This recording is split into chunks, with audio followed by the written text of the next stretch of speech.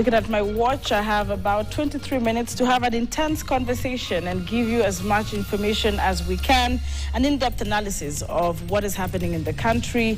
That is the Deputy President, Rigathi Gachagua's impeachment trial now in the courts. And we're going to spare so much time also for your feedback. So talk to us on our social media platforms, on YouTube. You can also find me on X at Doris Anki. Now, gentlemen, welcome back to the conversation. Of course, Charles Munyui, who is a governance consultant, Areba Samba, lawyer, and Ishmael Nyaribo, who is also a lawyer. Gentlemen, let's look at the weekend that was, the Mashujaa Day as well. If you're very keen, you did not see the Chief Justice, Martha Koome, grace that particular event. There are different voices saying it was very intentional and prudent of her because of what we were expecting today in the courts. This is the question around the impartiality of the courts. What if we would overread her body language and say, well, you have come here in support of the president? Because that's what they're saying. In fact, we have been quoted. They said the media would be very quick to check photos, and that might affect what is happening in courts.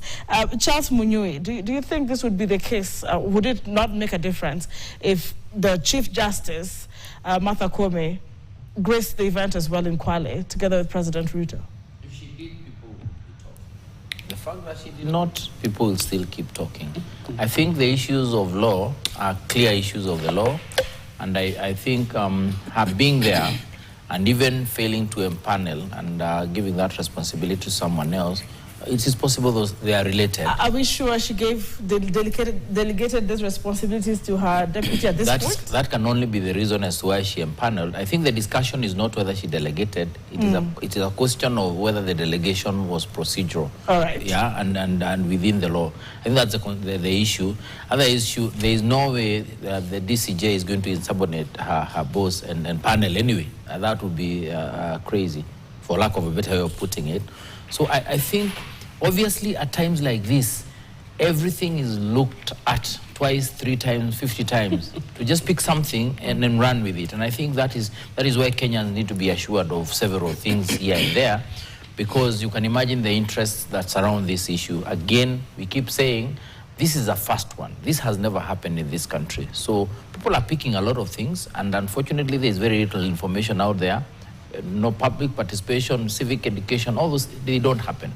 We somehow decided to allow that to be done by county governments.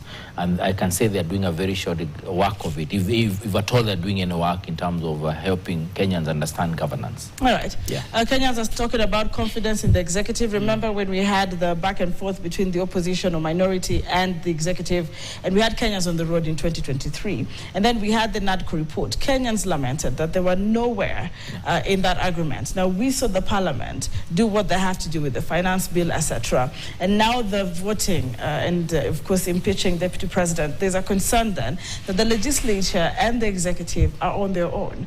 The question now is if the judiciary is not joining the rest of the arms of government, perhaps to let politics overtake law.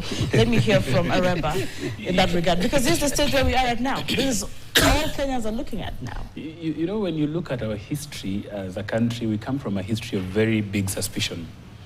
In that, when my senior Ishmael here, if he's working at IBC and you see us having tea in the evening, then you'll be thinking that we are discussing 2027. I know of relationships before the 2022 elections where a father and the children could not be able to meet because they're in different sectors, and the moment they're seen to meet, then you're like, you know what, these guys are trying to plan. I mean, when that country where when you see 4 people around somewhere and Jivanji, you just want to go and listen what they're saying, because they might be planning about tomorrow, they might be planning something else. So we have that inherent suspicion, probably going by our history, and I cannot be able to blame Kenyans. And that is why it has gotten to a point why Kenyans question everything. Kenyans literally are questioning everything. And if you look at the last, let me say 5 or so years, senior here will confirm, we have had a very robust litigation and a very robust judiciary in terms of trying to set good manners within the political and within the governance space.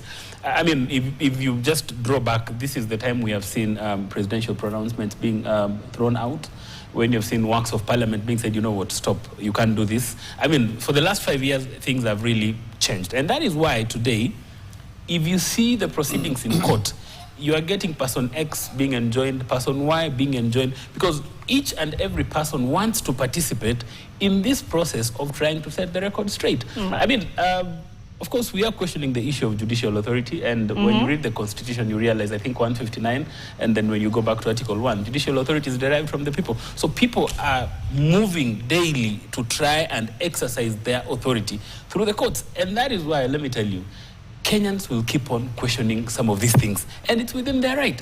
The only thing I think going forward, we need to build our trust levels. And Yes. I mean, let me tell you, the trust levels in this country, be it any sector, the trust levels are really low. In fact, we start saying, you know, that process is already rigged even before it starts. And again, it's our history. I can't blame the Kenyans. You go to issues of public participation, somebody sits below a table, or rather under a tree, picks a form, and just writes 50 people and says, you know what, at KTN constituency, these and these people did what? Participated. Again, those are some of issues as a growing democracy that we have not been able to deal with. And that is why I've said, the judiciary is coming to try and set order within the political space. And for me, I don't lose hope. Hope is the last thing I can lose in a country. Yeah, and you know, by the way, this thing is for the judiciary to lose. This correcting manners and putting the record straight, coming back to the standard set by former Chief Justice David Maraga. I mean, they should copy, literally copy-paste, because what do you lose if you tell the Senate that, okay, you got these powers, but to be honest, we don't like the way you have handled, because it is not in the Constitution. It's not even in your standing orders to ignore a sick person and proceed to make pronouncements. There are several things you can do. If you had 6 hours, you could still wait for 6 hours. If you had 2 days, you could wait for 2 days, so that it looks proper. These developed economies where people are making money, they are not interested in the political noise making, is because they have reassured people that if you want to walk in this street, we will protect you. There is no doubt that you will walk from street A to B, nothing will happen to you. What assurance do we have in this country that if you are a member of parliament, you will serve your people? You will not eat the CDF money. If you are a senator, you will genuinely, if you are a governor, we don't have those assurances, and that's why citizens are turning to the courts. All right. So that is why Gachagua is going to the court to say, hey, do you believe as a court, under our law, that I should not have been given a chance if I was totally indisposed? I wasn't available. So you would talk about me when I am in bed. Is this constitutional? So this is something for, in fact, the Chief Justice, by not going to Kwale, to be honest, I mean, Kenyans can guess, guilty trip, but I can sit here with you. We can analyze fairly, even if we don't agree. But the major, I think the kind of advice is getting, I think it's because we took Mansombati and Ngutia from, I mean, these are good people. Yeah. They are able to advise her correctly, because you can see she would have gone, by the way. Last time she went, she was running to State House, going all over. I think they've told her there is no need to do this. So the judiciary must understand its position in actually taking the country forward. Everyone is standing up to them. And if they are going to sing the songs from State House, let me tell you, Gachagua the other day was bashing Justice Minor. Yeah. Now he needs her like crazy. So judiciary is no place to play and go to try, to use, like I call it, intellectual manipulation, to try to give interpretations that don't exist. In fact, just a minute, let me finish this point. Yes. The most annoying thing today is the best, most brilliant legal minds that we all, including us as colleagues, rely on, are actually giving extremely interesting interpretations in the national television. So let the judges not fall prey to this kind of interpretations. Let the judges fairly, so that even their own pronouncement, by the way, when it is listened to by people from Migori and those from Rumuruti and those from northern Kenya, they will say, anyway, that is a good and a fair judgment. Fair. This question of thorax, leading by forcing people and telling them mutadu should really honestly stop. Allow me to hear from Charles. Allow me to hear from Charles. There's something he said very clearly before I go to Charles. Okay, very briefly. The issue of generally our politics, the issue of our parliamentarians, in terms of the law sets, legislation, representation, oversight. But here we are, we see some of our politicians, what they perfect mostly is attending funerals for some of us who come from Nyanza. And then sometimes you try to put in context, like, the work that the law has given you and what you are exactly doing, where is the merger? And that is why there is a lot of questions that usually come every day. I mean, it's on record that the moment after Gachagua was impeached, the next morning we couldn't get quorum for parliament. I mean, these are discussions that we tend to have every day in terms of how do we make our political space have good manners. And I want to bring us back. Let us not lose focus that we're now in the courts. Yes. And I want to just follow with you. And Kenyans have been looking at how the legal teams have been growing. I think it's also important to understand where we are at. We first had the legal team representing Rigathi Gachagua, led by Senior Counsel Paul Mwite, and of course the others behind a battery of lawyers. And we also saw the UN led by Senior Counsel Orengo, something that was challenged earlier on as well. But those were the two legal teams that we saw battling at that time. Yeah. But we have seen the teams growing. Kenyans are curious to understand that we are now seeing our Attorney General equally today at the courts, and a number of other, councils. What would you say? Because I wanted to hear that from the lawyers, but I'm now with you as far as that interpretation is concerned. Yeah, I think some of those, especially the Attorney General, is a party to this, and that is why I'm saying it is an interesting thing that all these things are happening, and then people are being added. The courtroom is packed full of lawyers, and I think that is where the confusion is coming in as far as Kenyans are concerned, and it should be broken down. Luckily, this is something that is happening for the first time, and maybe there is no time to have a discussion around it. But I think the more important thing to me, and which is something we need to focus on, is now that we are here, what do you think happens? What exactly are Kenyans expecting? Whether you are a supporter of Rigathi Gachagua or you are a supporter of this or the other one. The fact that someone is out there saying, I was about to be taken out twice. Much as a lot of stuff is happening in the courts of law, the fact that for the last 1 year we have not had a good time, we have not been working together. So as the courts are working around these issues, what exactly are Kenyans expecting?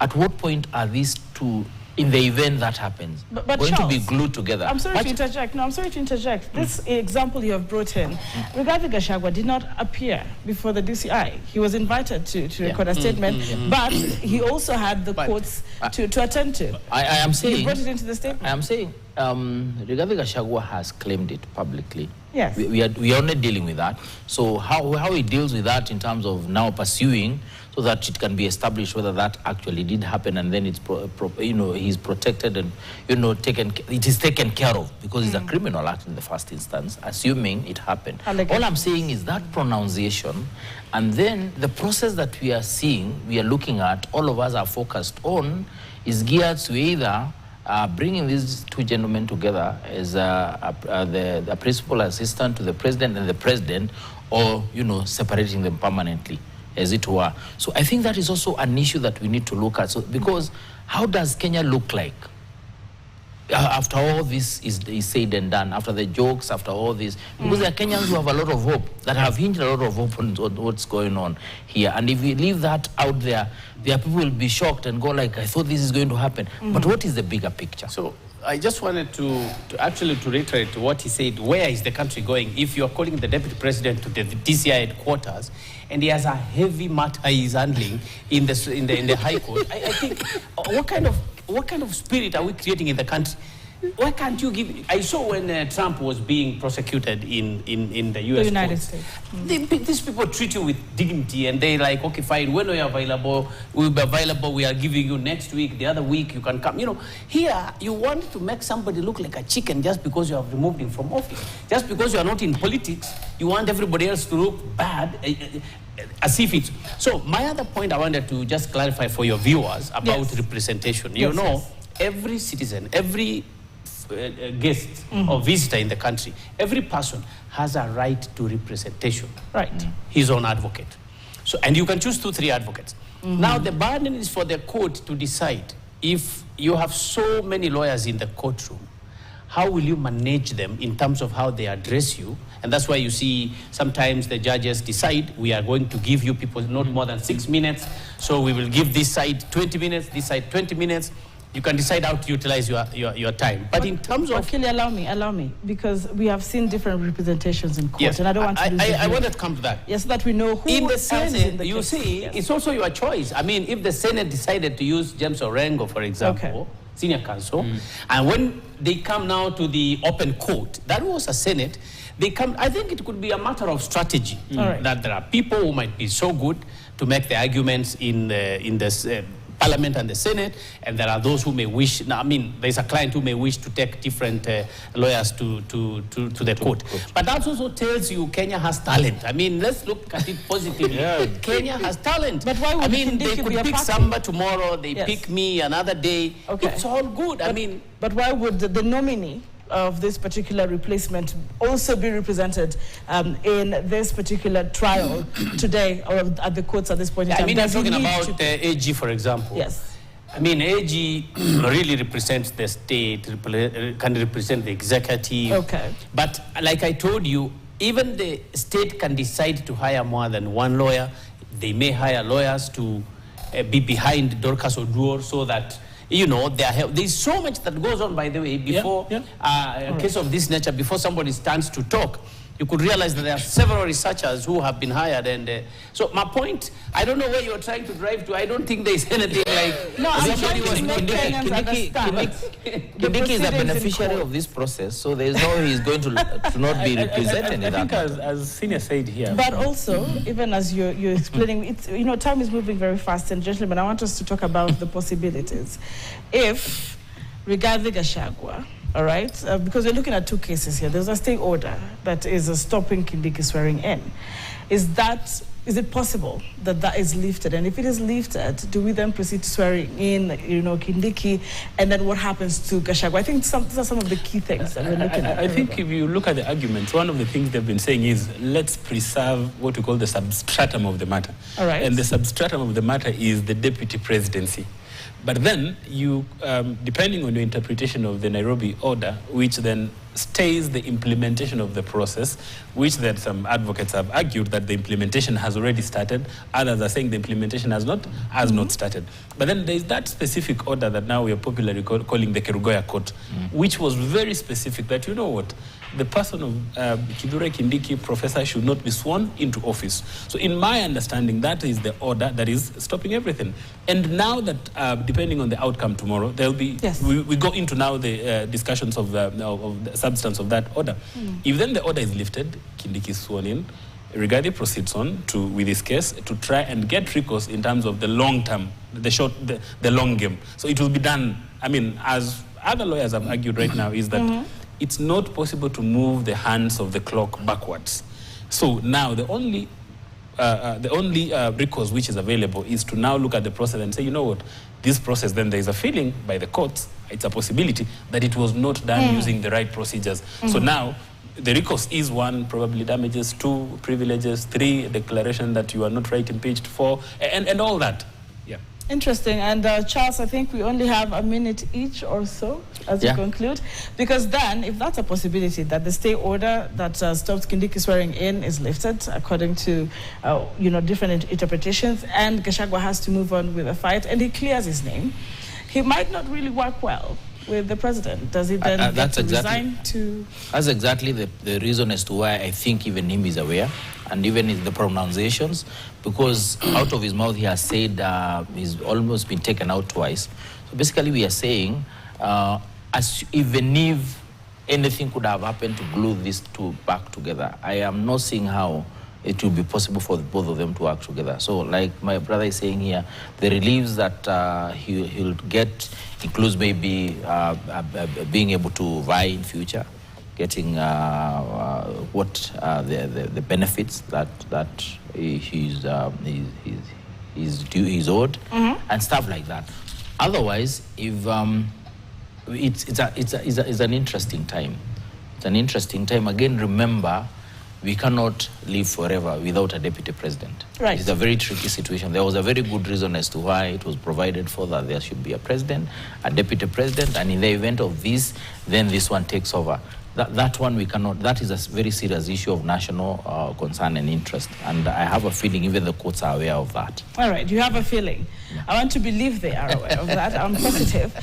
Ishmael, and I want you to also touch on this because it's very important. God forbid, because we have these three people in line, the president, deputy president, speaker, who might just have to take over 60 days there, 60 days, I believe, thereabout, but not with even with a functional IEBC.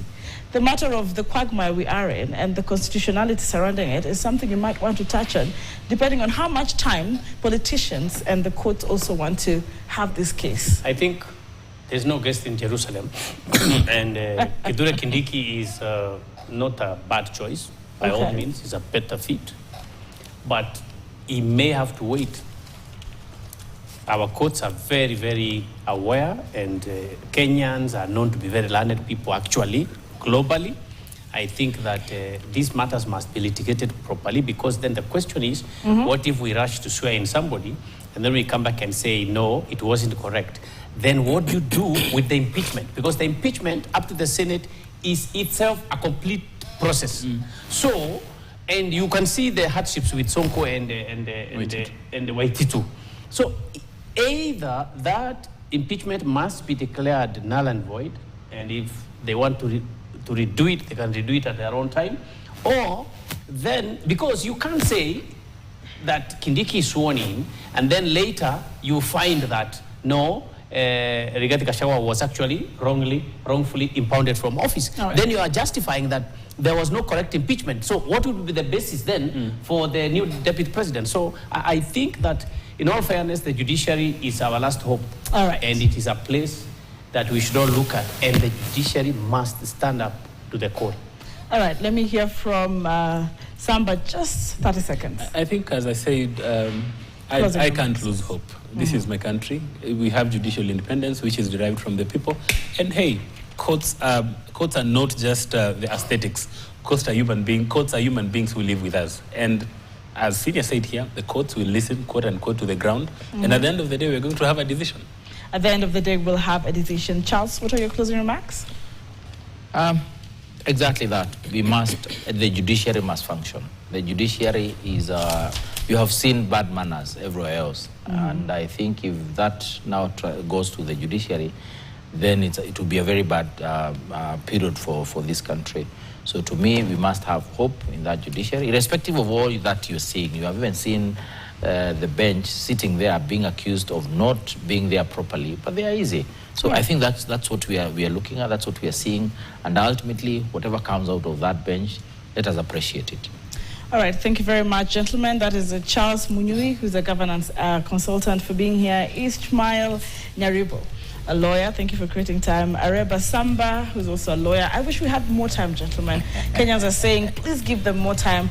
I wish to invite you again very soon. But that's it for Newsline tonight. And I also want to appreciate you who has been speaking with us on our social media platforms. And keep engaging with us. Remember, KTN is always on the ground following what's happening nationally. So tomorrow we will be in the courts once they resume at around 3:30, I believe, p.m. My name is Anki Doris Obat. Marisha Awiti has been the sign language interpretation, and a great team behind the cameras. Have a good night.